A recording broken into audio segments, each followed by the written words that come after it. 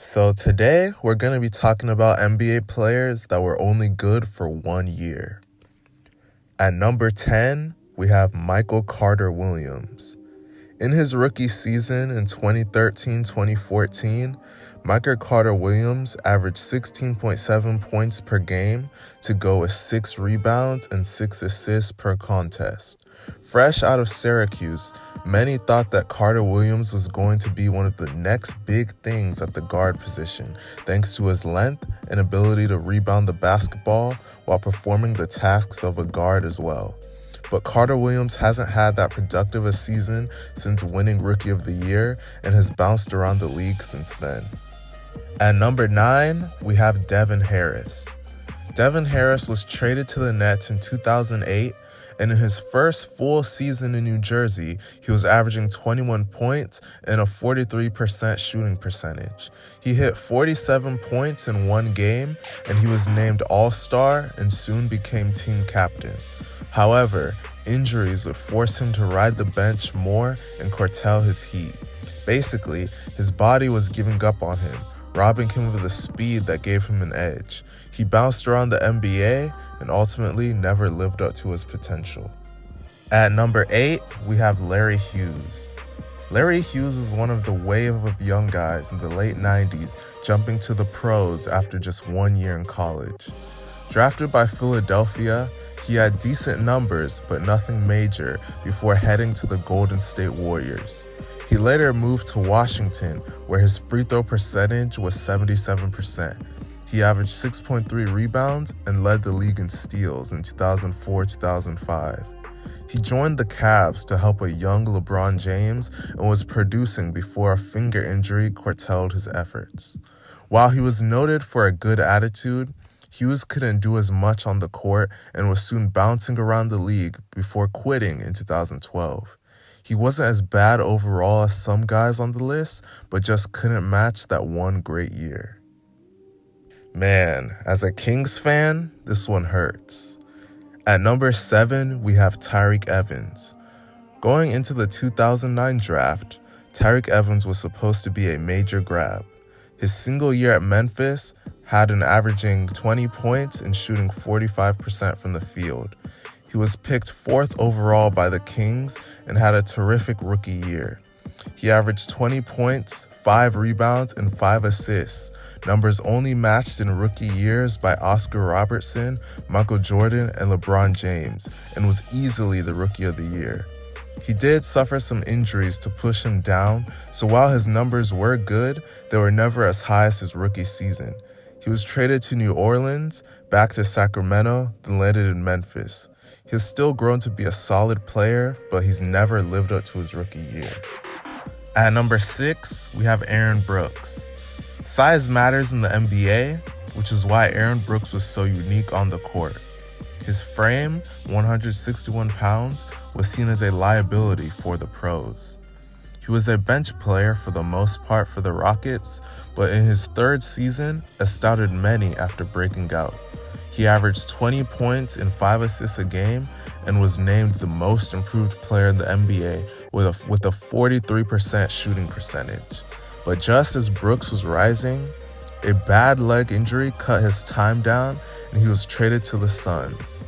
He gained infamy playing in China during the 2011 lockout and was soon bouncing around with stops in Houston, Denver, Chicago, Indiana, and Minnesota. At number 5, we have Larry Sanders. A later starter to basketball, Larry Sanders soon stood out majorly in high school and then college. He was drafted by the Bucks in 2010, doing okay in his first 2 years, but nothing really special. In 2012, he became a starter and took off majorly. He posted a 50% shooting percentage, boosting Milwaukee nicely, and a highlight to an otherwise rough season for the Bucks. They thus signed him to a 4-year, $44 million extension, figuring he would continue to rise. At first, Sanders seemed to live up to it, but in 2013, suffered a non-basketball injury, cracking his orbital bone. The next year found him suspended, and in early 2015, the Bucks decided to just buy out his contract. He had a forgettable stint with the Cavs in 2017, and it appears his personal problems prevented him from adapting to the NBA life. At number 4, we have Richard Dumas.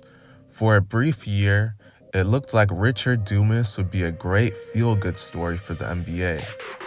He was drafted in 1991 by the Suns, but suspended at the start of the 1992-93 season.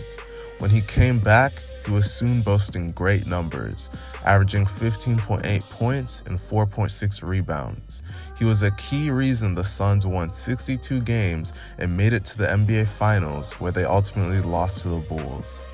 But another sabbatical would hurt Dumas badly, as he was doing little more than 5 points as an average. He later went to the Sixers and then to Europe, before retiring in 2003.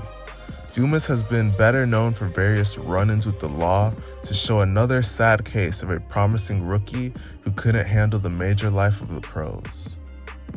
At number 3, we have Mike James. By the time he reached Toronto, Mike James was believed to be over the hill in the twilight of a journeyman career.